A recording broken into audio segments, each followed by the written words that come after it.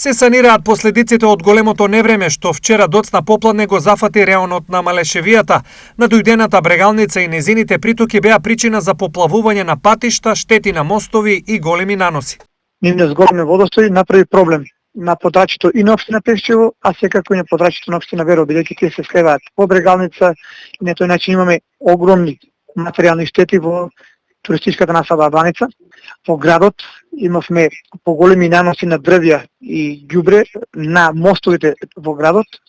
Имавме ангажирана механизација која по намалувањето на водостојот беше ангажирана и мостовите беа исчистени од набрежените дрвја и на тој начин се возможи нормален проток на водата. Најголеми штети има на патот кон неотворениот граничен премин Клепало, каде итно интервенираше и екипа на Македонија пат. Најголемите оштетувања се на потегот од местноста Уливо до Клепало. На лице место со сопствена механизација интервенираа наши екипи кои го расчистија патот и овозможија негова деломна проодност. Информираат од Македонија пат. Во наредните неколку денови треба да се направи проценка на оштетувањата на патот кон Клепало, а обврската за негова санација е на Македонија пат. Штети има и во соседното Пехчево, во реонот на туристичката населба Рамна река, каде имало и најголеми излевања на брегалница.